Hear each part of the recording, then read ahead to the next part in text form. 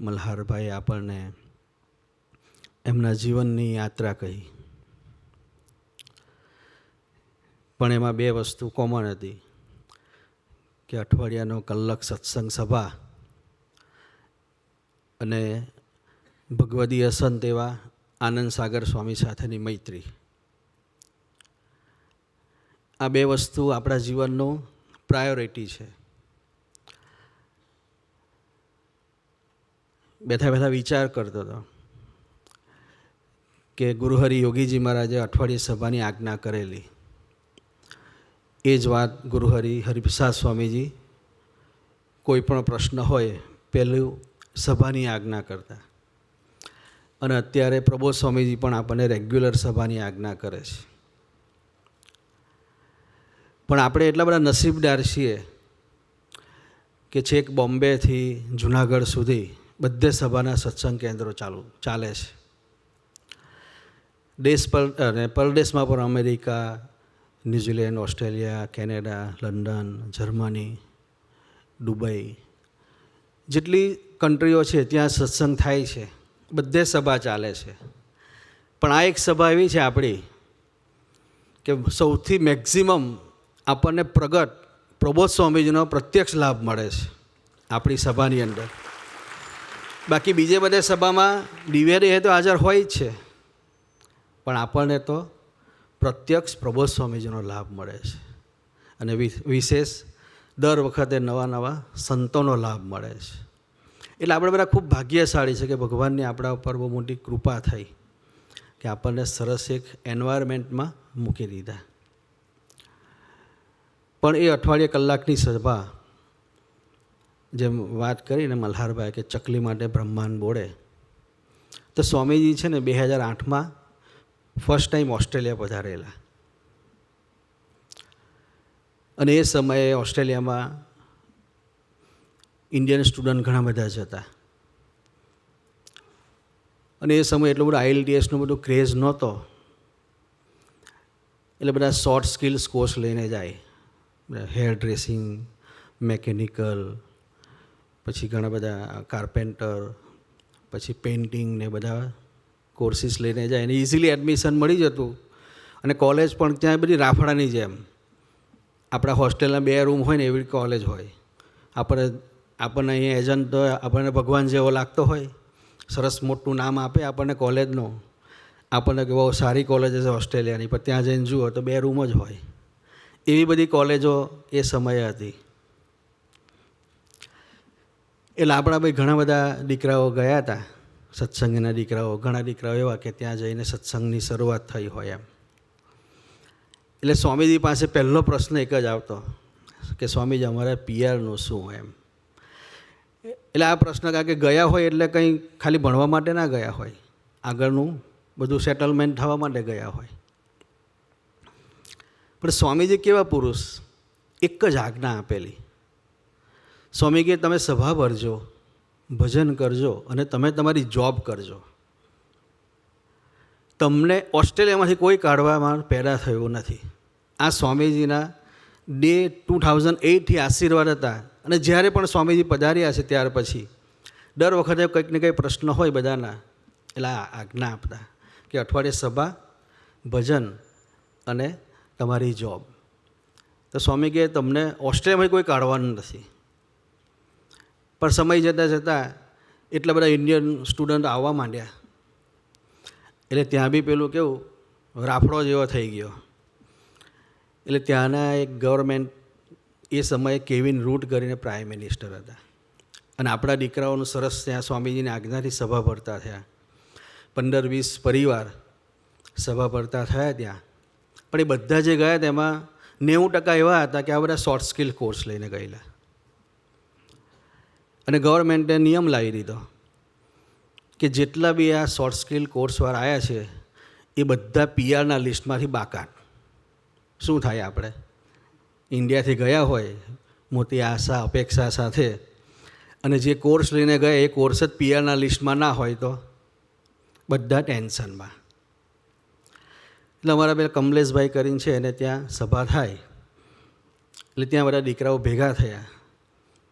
કમલેશભાઈને પ્રાર્થના કરી કે હવે તો આજે નિયમ આવી ગયો છે કે કરવું શું આમાં, કે આગળ કોઈ દિશા દેખાય નહીં, પણ આપણી પાસે ગુરુહરિનો આશરો છે. એટલે પછી એ કમલેશભાઈએ પછી સરસ મજાનો પત્ર ઈમેલ કર્યો, લખ્યો એમણે. સ્વામીજી જર્મની હતા અને અશોકભાઈને ઈમેલ કર્યો અને અશોકભાઈને ફોન કર્યો કે તમને એક ઈમેલ કર્યો છે બધા ભક્તોની પ્રાર્થના, અમે બધા ભેગા થઈને બેઠા છે, તો સ્વામીજીના પ્રાર્થના કરો જેથી કરીને અમારું કંઈક આગળ સરસ થાય. પછી સ્વામીજીને પેલું ઈમેલનો પ્રિન્ટ આપી, પત્ર વાંચ્યો અને પત્ર વાંચીને સ્વામીજી એક વાત બોલ્યા. સ્વામી કે અશોક બધાને કહી દો કે ઓશિકા પર માથું મૂકીને સૂઈ જાય. હવે એક બાજુ પરિસ્થિતિ હવે કેમની ઊંઘ આવે, વિચારો જ એના ચાલતા હોય કે કઈ રીતે હવે પીઆર થઈશું, કારણ કે આપણે બધા નીકળી ગયા માંથી બહાર, અને ઊંઘ કઈ રીતે આવે. પણ એ મોટા પુરુષ પાસે આપણે આજ્ઞા પાડતા હોય તો એની પાસે ઘણા બધા રસ્તા હોય આપણા માટે.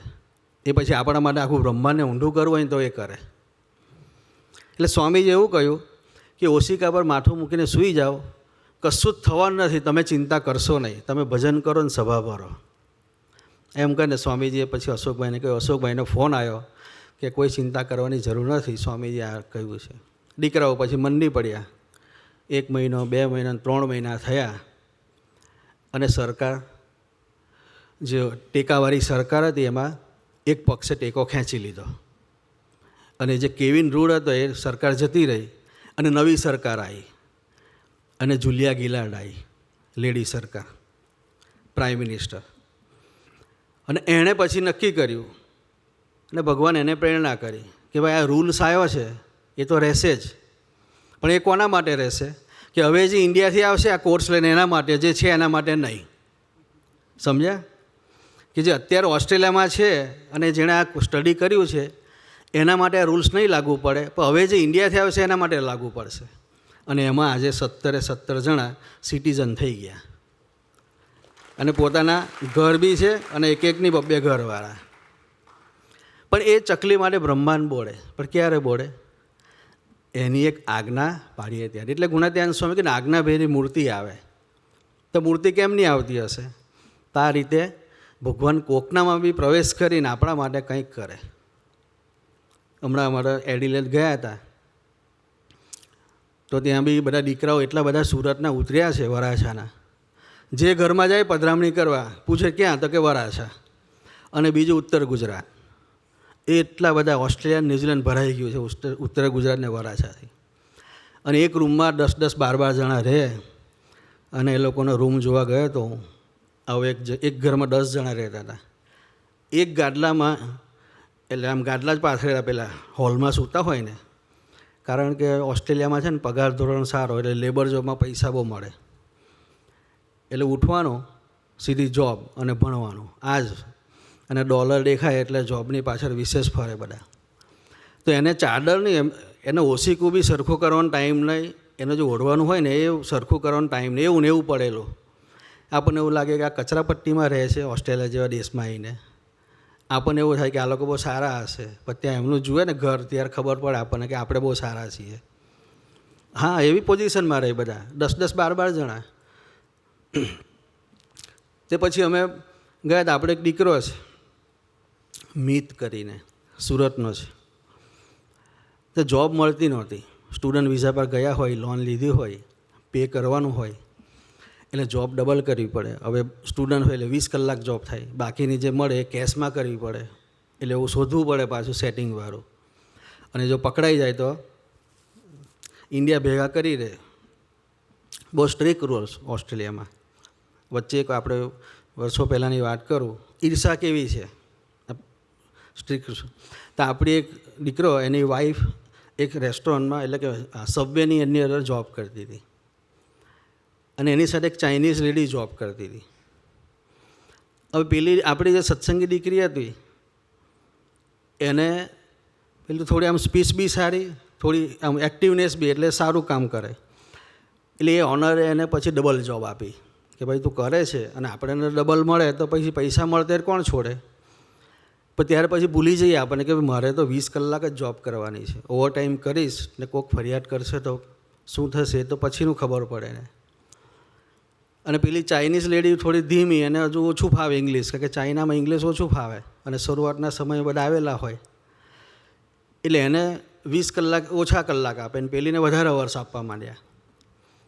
એટલે જો સાથે કામ કરતા પેલીને ઈર્ષા આવી કે અમે બે સાથે જોબ ચાલુ કરી, મારા કરતાં અમે સાથે કામ કરીએ છીએ અને વધારે જોબ આપે છે, મને ઓછી આપે છે.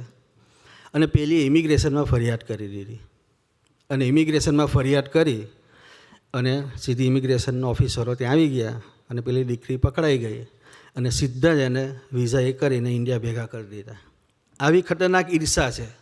પછી હઠમાન ઈર્ષા જાય કેવી રીતે કે અઠવાડિયે સભા ભરીએ, ભગવડી સંતો સાથે મૈત્રી રાખીએ, ખુલ્લાલીનો સંબંધ રાખીએ અને ગુરુહરિ જેવાનો આશરો હોય ત્યારે એ વસ્તુ નીકળે આપણા જીવનમાં.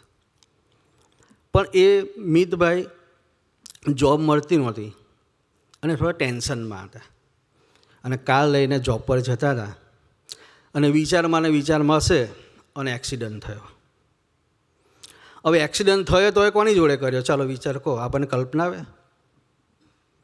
પોલીસની ગાડી જોડે. એટલે મને કે મેં કહું તને કોઈ બીજી ગાડી જ ના દેખાય? તો હમણાં અમારી ગાડી જ ચલાવતા હતો. હું સર્વમ સ્વામી હમણાં જઈને આવ્યા અમે. પછી એને મેં કહું મીટ પછી આપણું પેલું ગાડી ઠોકાઈ એનું શું થયું? એટલે પછી એમણે છે ને એમના ફાધરને ફોન કર્યો કે પપ્પા આવું થયું છે. એટલે મેં પૂછ્યું હમણાં આ વખતે, મેં કહું મીટ કેવી રીતે ઠોકાય? મને કે સ્વામી છે ને જોબનું બહુ ટેન્શન હતું અને વિચારમાં જો ને પોલીસની ગાડી જ ના દેખાય. ઠોકાયા પછી ખબર પડી કે આ તો પોલીસ છે. તો મેં કહું શું થયું પછી? તો કે એટલી બધી પોલીસ આવીને ભેગી થઈ ગઈ, કારણ કે પોલીસની ગાડીને ઠોકી, બીજી ગાડી ઠોકે બરાબર છે, એક જણની પોલીસની જરૂર પડે કે આ બહુ મેન્ટલ માણસ હશે જેથી કરીને પોલીસની ગાડીને ઠોકાય એમ.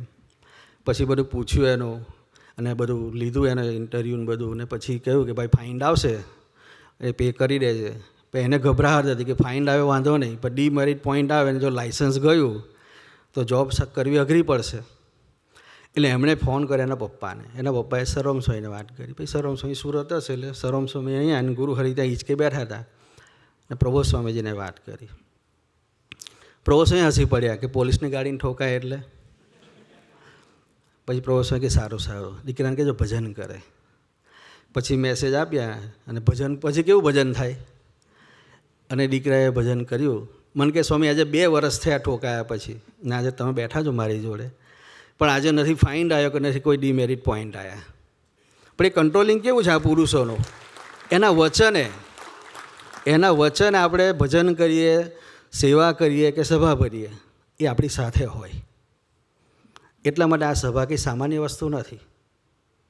આ સભાનું ફળ, આ સત્સંગનું ફળ આપણને ખબર નથી. ન્યૂઝીલેન્ડમાં એક દીકરો છે, એના ફાધરને જેલ થઈ હતી, અમેરિકામાં પકડાયા. બોલો. તે સ્વામીએ કહ્યું ભાઈ અહીંયા જેલ ભોગવી લે? તો કે ના, મારે તો ઇન્ડિયા જતા રહેવું છે. અમે શ્રી સ્વામી સાથે આખો પ્રસંગ કહ્યો હતો અમને. તે કેવી રક્ષા કરી હતી સ્વામીજીએ, કારણ કે કટાર એરલાઇન્સમાં બેઠા અહીંયા, ત્યાંથી નીકળી ગયા પણ ડોહા આવીને પકડ્યા, બધા પોલીસને એલર્ટ કરી દીધા હતા. બે કે સ્વામી હું બહાર નીકળો ને ફ્લાઇટમાંથી પોલીસવાળાને દેખાય જ નહીં, એ મારી બાજુમાંથી પસાર થાય તો એ. અને ઇન્ડિયા આવી ગયો સુખરૂપે. પણ ઇન્ડિયા આવી ગયા પણ અમેરિકાની પોલીસ તો કેવી, દુનિયાને કોઈ ખૂણા હોય તો તમને પકડી નાખે. ઇન્ડિયા આવીને પછી પકડાઈ ગયા અને અમદાવાદ દિલ્હી સેન્ટ્રલ જેલમાં પછી રાખ્યા. પણ સ્વામી સાથે અમે 2013માં અમે ન્યૂઝીલેન્ડ હતા, એમનો દીકરો ન્યૂઝીલેન્ડ. તો ન્યૂઝીલેન્ડમાં પછી અમે સ્વામી સાથે વેલિંગ્ટન ગયા હતા. ત્યાંના ભક્તોએ કહ્યું કે સ્વામીજી આપ પધાર્યા છો અને અમને સ્મૃતિ મળે તો આજે દરિયાની અંદર ફેરીમાં જવાનું છે આપણે બધા. એટલે આખા મંડળના ભક્તો અને બધા સાથે સ્વામી સાથે ફેરીમાં પધાર્યા. ફેરીમાંથી આવતા પછી સ્વામીજીએ દીકરાને કહ્યું કે તું એક વસ્તુ યાદ રાખજે, તું સત્સંગ કરજે અને સભા ભરજે, 2 વસ્તુ પકડી રાખજે. એનું ફળ એટલું બધું છે કે તારા સત્સંગના પુણ્યના ફળ સ્વરૂપે તારા ફાધરને ભલે જેલ થઈ છે અને જેલ એવી હતી કે આ જીવન માટે એ છૂટે જ નહીં એવો ગુનો કરેલો એમણે. પણ આવો ગુનો કર્યા છતાં પણ સ્વામી કે તારા સત્સંગના પુણ્યના ફળ સ્વરૂપે તારા ફાધરને જજને છોડવા નહીં હશે ને તો પણ 2015નો સમય આવશે ને એમાં છોડી દેશે 2 વર્ષ પછી. સ્વામીએ શું આશીર્વાદ આપ્યા કે એક તો ગુનો એવો કે છૂટે એવા જ નહીં. પણ એ સત્સંગનું ફળ કેવું છે કે સ્વામી કે તું સભા પર જઈને સત્સંગ રાખજે કે તેના પુણ્યના ફળ સ્વરૂપે તારા ફાધરને છોડી દેશે. અને પછી સ્વામી બોલ્યા કે ના છોડવા છે ને તો અન્યના ખર્તુમ શક્તિ વાપરીને પણ છોડી દેશે. તારા ફાધર સમયમાં 2015ના સમય આવી જશે.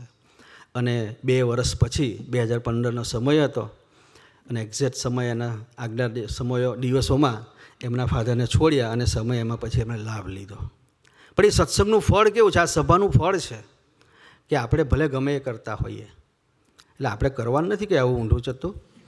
અને આપણને પાછું કે પછી સંતો બોલ્યા એટલે ચાલુ કરો. સ્વામી બેઠા જ છે ને. હમણાં આ મીટનો જ પ્રસંગ કહું, એમણે પેલું એ કરવાનું હતું એસાઇનમેન્ટ. તો કે લખ્યું હતું એસાઇનમેન્ટ, એ 21 માર્ક્સ આવ્યા, તે ફેલ થયો. 36 લાવવા પડે ને 100માંથી. તો પછી ચિંતામાં ગયો. મને કે સ્વામી શું કરું? મેં કહું ભજન કરો, બીજો તો કોઈ માર્ગ જ નહીં ને આપણી પાસે. એટલે એમણે ભજન કર્યું. ભજન કરી અને પ્રભુ સ્વામીને પ્રાર્થના કરી કે પ્રભુ સ્વામીજી એક બાજુ ભક્તિ ઉત્સવ આવે છે, સેવા કરવાની છે, અને ફરી એસાઇનમેન્ટ લખવા માટે મારે $2000 ખર્ચો થશે. અને મારે તો સેવામાં આપવાના નક્કી કરેલા હતા. અને આ તો આમાં જતા રહેવાના હવે ફરી $2000. તો કંઈ કૃપા કરો ને કે આમાં નીકળી જવાય એમ. કે પ્રોફેસરને પ્રેરણા કરો કે મને 35 માર્ક લાવી આપે પછી વાંધો નહીં એમ. એટલે એણે પછી ધૂન કરીને પ્રોફેસરને ફોન કર્યો, ઈમેલ કર્યો કે હું મહેનત કરીશ, ફરી મારી આવી ભૂલ ના થાય, પણ તમે મને પાસ કરી દો એમ. એટલે પ્રોફેસર કે ભાઈ હું બોસ નથી, બોસ તો આ કોલેજના મેનેજર કહેવાય, એને કરો તમે. હવે કોલેજના મેનેજર હવે સિડનીમાં રહે, એને ક્યાં શોધવા જવું? તો કંઈક શોધતા એને ઈમેલ મળ્યો. પછી એણે જે પ્રોફેસરને ઈમેલ કર્યો તો એવો જ ઈમેલ બેઠો આ એને કર્યો એના મેનેજરને. ઈમેલ કરીને અડધો કલાક ધૂન કરી બરાબર પ્રભુ સ્વામીને યાદ કરી કે હે પ્રભુ સ્વામી આપ ભળો કે આમાંથી નીકળી જવાય એમ. ધૂન કરીને પછી ઈમેલ સેન્ડ કર્યો. ઈમેલ સેન્ડ કરીને બીજે દિવસ સવારે તો સૂઈ ગયો. સવારે એના મેનેજરનો ઈમેલ આવ્યો કે તું તારું પાછું રિઝલ્ટ ચેક કરજો એમ કે. અને પછી એણે રિઝલ્ટ ચેક કર્યું તો 21ની જગ્યાએ 71 માર્ક્સ હતા. પણ કહેવાનો મતલબ કે ભજનનું ફળ. પણ આપણે એવું ના કરતા કે ભાઈ ચાલો સ્વામીજીએ કહ્યું ને એટલે સપ્લિમેન્ટરી કોરી લખી આવજો ને ભજન કરીશું તો ભરાઈ જશે. આપણે બધું ઘણું ઊંધું લઈએ એમ. પણ જ્યારે વિપરીત પરિસ્થિતિ આપણા જીવનમાં થઈ હોય ત્યારે ભજનનું બળે લેવાનું. ત્યારે આનંદ સાગર સ્વામી જેવા ભગવદીય મિત્ર આગળ ખુલ્લાને થવું પડે તો ભગવાન પછી કંઈક આપણો કાંડું પકડે એમ. પણ આપણે બધાએ તો સરસ મજાની એક સાનુકૂળતામાં આપણને આપી છે. ત્યારે પણ આ સભાનું મહત્ત્વ સમજાવું છું તમને. ન્યૂઝીલેન્ડની અંદર છે ને રકાયા કરીને, તો પહેલી વખત જ્યારે પરેશભાઈના ફાર્મ પર ગયો હતો. હવે ત્યાં ગૌશાળા એટલે ડેરી ફાર્મમાં જોબ કરે. 1200 ગાયો, એ 1200 ગાયો વચ્ચે 2 જ જણા હોય. કેટલા જણા? 2 જણાએ 1200 ગાયને હેન્ડલ કરવાની. તો પહેલી વખત જ્યારે હું 2012માં એમના ફાર્મ પર ગયો હતો તો ક્રાઇસ્ટચર્ચથી ટીમરૂ 2 કલાક થાય અને ટીમરૂથી એ ભગતનું ફાર્મ હતું 2 કલાક દૂર. એવા પહાડી એરિયામાં મેં પહેલાં પૂજેશભાઈને કહ્યું તું ક્યાં લઈ જાય છે પહેલાં કહેતો ખરો એમ. તો કે ના સ્વામી એક પધરામણી છે, એક પધરામણી છે. કે હું તો ઓળખું નહીં જે ભાઈને ત્યાં જવાનું હોય. તે કે મારા મિત્ર છે. 2 કલાક પછી એમનું ઘર આવ્યો અને ઘર આવ્યું એ ખેતરમાં ડેરી ફાર્મની અંદર. પછી એ ભગત આવ્યા, પૂજન કર્યું, પછી બધી ઓળખાણ કાઢી. તો કે સ્વામી અમદાવાદ, આમ તો અમે માણસા બાજુના પર રહેવાનું અમદાવાદ. તમે કોઈ યાર આટલું સારું છોડીને અહીંયા શું કામ આ વેટ કરવા આવ્યા? કે ગૌશાળામાં કંઈ ચોમાસું હોય તો એ જવાનું, ઠંડી હોય તો એ જવાનું, બધી જ ઋતુમાં જવું પડે. એટલે પછી વાત કરી, પછી સ્વામી પ્રાર્થના કરો ને કે કંઈક ક્રાઇસ્ટચર્ચની નજીકમાં જોબ મળી જાય. એટલે પછી ધૂન કરી, ઠાકોરજીને પ્રાર્થના કરી અને પછી કંઈ 2-3 મહિનામાં જોબ મળી ગઈ. ત્યાં રકાયા કરીને નાનું ટાઉન છે, ક્રાઇસ્ટચર્ચથી 1.5 કલાક થાય. પછી મૂકું હવે જો ભગવાનની કૃપાથી જોબ મળી તો અઠવાડિયે સત્સંગ સભા આપણે ભરવાની. તો કે સારું સ્વામી. એટલે શુક્રવારે સત્સંગ સભા થાય ત્યાં આવે, રાત્રે પાછા જાય ને સવારે 3:30 વાગે જોબ ચાલુ કરવાની. ગાયોને પેલા મશીનથી દોવાની એટલે બધું એના જે આંચળ હોય ને એમાં મશીનનું એ નાખવી પડે આપણે. તે જોબ કરે એની. જોબ કરતાં 1 વર્ષ થયું, 2 વર્ષ થયું, 3 વર્ષ, 4, 5, 6 વર્ષ નીકળી ગયા. ઇંગ્લિશ તો આવડે નહીં, ખાલી યસ ન આવડે. પેલો બોલે ખબર પડે એનો ઓનર, બાકી બીજું કંઈ નવું ના આવડે એમને. એટલે પછી એમણે કંટાળી ગયા કે સ્વામી આ PR થાય એવું નથી, એના કરતાં જતું રહેવું છે ન્યૂઝીલેન્ડ. મેં કહું આપણે હમણાં ઊભો રાખો, શાંતિ. માન તમને આવવા મળ્યું છે અને બીજા બધા આવવા માટે ફાંફા મારે છે, અને એમાં પાછી એમને IELTS આપ્યું અને તમે તો વગર IELTS આવી ગયા છો. મેં કહું શાંતિ રાખો તમે એમ થોડું. તો પછી પાછું થોડા ફ્રસ્ટ્રેટ થઈ ગયા કે સ્વામી હવે થાય એવું નથી આગળ, કારણ કે પછી ખબર પડી કે એક્ઝામ આપવાની આવી IELTSની, તો IELTSનું ખાલી ફૂલ ફોર્મ જ ખબર ના હોય તો કેમનું આપું સ્વામી. એટલે પછી મારે ઇન્ડિયા આવવાનું થયું. એટલે સ્વામીજીને મેં પ્રાર્થના કરી. સ્વામીજી ઠાળ લેતા હતા અર્લી ડેઝમાં. મેં કહું સ્વામી આપણે એક ભગત છે, આવી રીતે 6-1 વર્ષ થઈ ગયા, 6-7 વર્ષ થઈ ગયા, ફાર્મમાં જોબ કરે છે, PR થાય એવી શક્યતા એમને લાગતી નથી, પણ એને ઇન્ડિયા આવી જવું છે બધું છોડીને, શું કરે? તે સ્વામીજી આમ કોળીઓ હાથમાં હતો. પછી 2 મિનિટ ચાવતા 2 મિનિટ રહીને કે મને કે એમને કહો ત્યાં રહે એમ. એટલે સ્વામીજી એટલું કહે એટલે હું તો પછી બીજો પ્રશ્ન પૂછે ને એ કરે એના કરતાં હું નીકળી જાઉં આપણે કે ભાઈ આ રહેવાનું કહ્યું છે. એટલે મેં ફોન કર્યો, મેં કહું સ્વામીજી કહ્યું ત્યાં રહેવાનું છે તમારે, એટલે હવે બીજું કંઈ વિચારશો નહીં. એટલે પરેશભાઈ પછી થોડા, અને 2016માં સ્વામી સાથે જવાનું થયું. એટલે 8-9 વર્ષ થઈ ગયા ફાર્મમાં કામ કરતા. થાકી ગયા હતા કે હવે તો જતા જ રહેવું છે, હવે કામ નથી કરવું. અને જોગાનું જો કે એમના ઘરે જ થાળ થયો. ફાર્મમાં સ્વામીજીને લઈ ગયા ઠાળ કરવા માટે 2016માં. ઠાળ પછી સ્વામીજી સાથે બેઠા હતા અને સ્વામીજીએ ઠાળ પછી મેં પ્રાર્થના કરી. હું સ્વામીજી પરેશભાઈ અને PR માટે અત્યારે છેલ્લા 2 વર્ષથી એક રૂલ્સ આવ્યો છે કે જે ડેરી ફાર્મમાં જોબ કરી દે એને PR મળશે એમ, અને એના બધા થોડા ક્રાઇટેરિયા છે, પણ હજુ જે રૂલ્સ છે અમલમાં નથી આવતા. આપ કૃપા કરો ને કે આવી જાય તો કંઈક PR થઈ જાય ભગતનું. એટલે સ્વામીજી થોડી વાર આમ પછી બીજી વાત કરવા માંડ્યા. ફરી પાછું મેં સ્વામીજીને પ્રાર્થના કરી, સ્વામી આ ભગતનું કંઈ થઈ જાય એવું કૃપા કરજો એમ. કે ભલે ભલે એમ કે ચિંતા ના કરીશ. એટલે આપણે એક વડીલ છે ને એમણે કહ્યું કે સ્વામીજી આ ભગત છે ને રેગ્યુલર રકાયાથી ક્રાઇસ્ટચર્ચ 2 કલાક ડ્રાઈવ કરી અને સિન્સલી સભા ભરે છે. જે આટલું કહ્યું ને એટલે સ્વામીજીએ શું કહ્યું, સ્વામી કે હવે સાચી ઓળખાણ આપી મને. તે અત્યાર સુધી સ્વામી કે મેં ક્યાંના છો ને બધું પૂછ્યું, પણ જે સભાની વાત કરીને તે કે હવે તે સાચી ઓળખાણ આપી મને કે. અને પછી સ્વામી એક વાક્ય બોલ્યા, સ્વામી કે જાઓ સૂઈ જાઓ, ઘરે PR આવશે. એટલે કેમનું આવે ઘરે PR? પછી તો 6 મહિના નીકળી ગયા અને કશું કંઈ આવ્યું નહીં. એટલે પાછો એમનો ફોન આવ્યો. મને કે સ્વામી 6 મહિના થઈ ગયા, કશું આવ્યું નહીં, દેખાતું નથી. મૂકું જો સ્વામીજીએ કહ્યું છે લાવશે, તમે ચિંતા ના કરતા. અને ત્યાર પછી માર્ચ થઈ, 6 મહિના બીજા 3 મહિના નીકળી ગયા અને બીજા 6, એટલે બીજા વર્ષ જેવું થઈ ગયું. અને માર્ચની અંદર એ ઇન્ડિયા આવ્યા. એટલે હું ત્યાં યોગી આશ્રમ થાંભલા આગળ ઊભો હતો. અને થાંભલા આગળ ઊભો હતો એટલે ભગત તો એકદમ આમ ખુશમાં મને ખબર નહીં કે ભગત આવ્યા છે ઇન્ડિયા.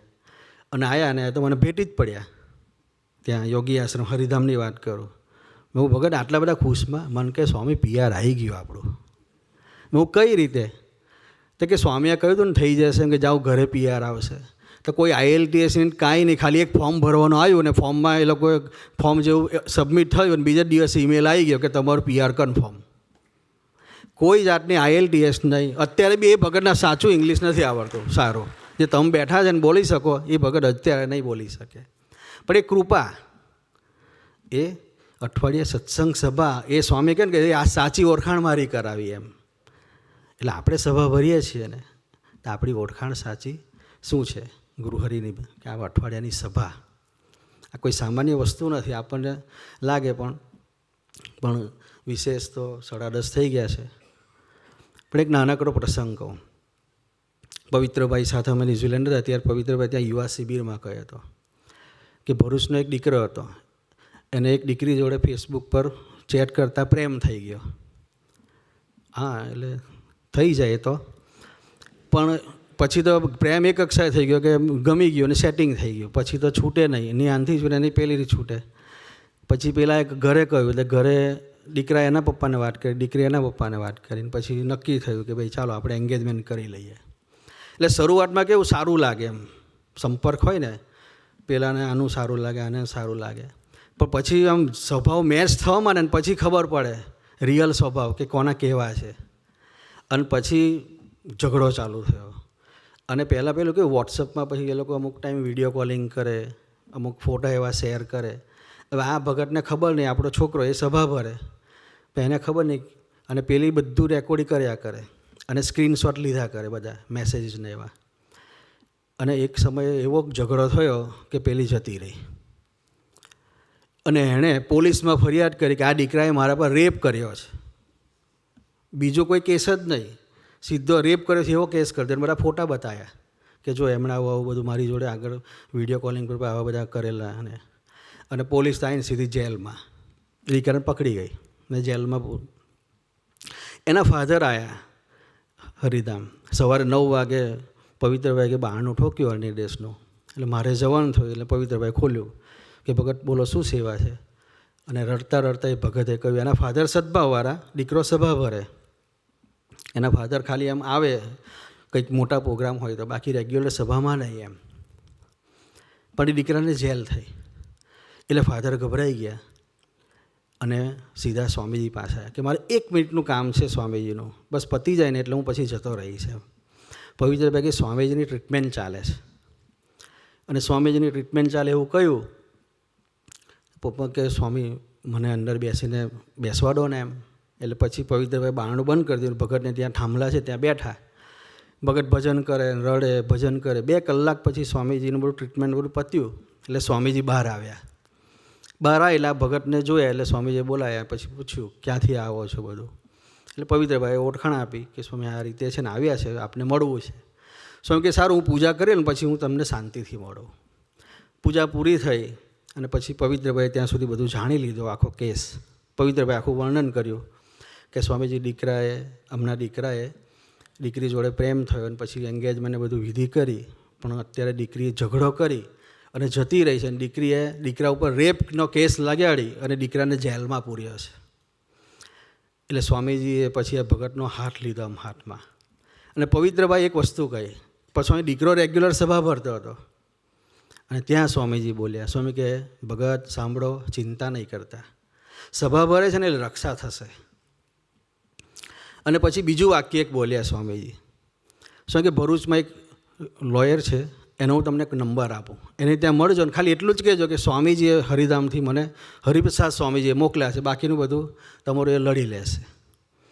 અને પછી એક વાક્ય સ્વામીજીએ કહ્યું. સ્વામી કે ખાલી દીકરાને તમે જઈને એવું કહેજો જેલમાં જઈને કે આજથી 2 સારા સાધુ ને 4 સારા હરિભગત જોડે દોસ્તી કરી દે. આટલો સંકલ્પ કરશે ને 4 જ મહિનામાં તને છોડી દેશે. એમ કે શું? ખાલી 2 સારા સાધુ અને 4 સારા હરિભગત જોડે દોસ્તી કરશે ને 4 મહિનામાં છોડી દેશે એને. અને પછી 4 મહિના પછી દીકરો જેલમાંથી છૂટીને બહાર આવ્યો. પણ કહેવાનો મતલબ કે સ્વામીજીએ ખાલી પેલા દીકરાએ તો દોસ્તી હજુ કરવાની બાકી જ છે, પણ ખાલી એના ફાધરે જઈને એના દીકરાને વાત કરી કે સ્વામીજી આટલું કહ્યું છે, અને દીકરાએ કહ્યું કે હા હું આ કરીશ. એટલું જ ખાલી હા પાડી, એમાં એને 4 જ મહિનામાં છોડી દીધો. પણ કહેવાનો મતલબ કે આપણને સરસ મજાનો યોગ થયો છે. ગમે એવા જીવનના પ્રશ્નો ઊભા થાય ને, આનંદ સ્વામી જોડે, શરદભાઈ છે, મિલનભાઈ છે, એવા મિત્રો જોડે ખુલ્લા દિલની વાતો કરતાં શીખી જવાનું. અમારા સત્ય સ્વામી છે ને, થોડી મૂંઝવણ આવી હતી તો સ્વામી જોડે ખાનગીમાં બેઠા. ત્યારે લગભગ ભક્તિ સ્વામી બી હતા, એ સમયે હાજર હતા. અને સ્વામીજીનો જમવાનો ટાઈમ થઈ ગયો હતો. અને જમવાનો ટાઈમ થઈ ગયો હતો એટલે સ્વામીજીને વાત કરી કે સ્વામી હવે જમવા પધારો. અને પછી સ્વામીજીએ વાત કરી. સ્વામી કે ભક્તિ આજે તો એમ કે આએ ફ્રેશ થઈ ગયું, આએ તૃપ્ત થઈ ગયું, આએ તૃપ્ત થઈ ગયું, અને પેટ પર હાથ મૂકીને કહ્યું આએ તૃપ્ત થઈ ગયું કે આ દીકરા સંતે મારી જોડે ખુલ્લા લીલે વાતો કરીને એટલે આજે હું ફ્રેશ થઈ ગયો. એમ આપણા જીવનમાં કાંઈ પણ બી પ્રશ્નો ઊભા થાય ને, આવા ભગવદીય સંતો સાથે આપણે ખુલ્લા લીલી વાતો કરતાં શીખી જઈએ ને, તો ગુરુહરિ આપણો હાથ પકડી લે, આપણને ખબર ના પડે. એવો સરસ મજાનો યોગ આપણને બધાને થયો છે. તો વિશેષ વાતો નથી કરવી. સરસ મજાની સાનુકૂળતા ભગવાને બધી રીતે કરી આપી છે. તો ભણવું એ છે સરસ, અને સારો સત્સંગ કરી અને ફાધર મધરને બી આપણે બધાએ હાસ કરાવી છે. અને આપણે સાથે સાથે ગુરુહરિને પણ હાસ કરાવી છે. તો ગુરુહરિ પ્રબોધ સ્વામીજીના ચરણે પ્રાર્થના કરીએ કે આવો સરસ યોગ આપ્યો છે તો ક્યારેય યોગ અમારો છૂટે નહીં એવી કૃપા અમારા સૌ પર વરસાવજો. એ જ આપના ચરણે પ્રાર્થના. સહજાનંદ સ્વામી મહારાજની જય જય જય.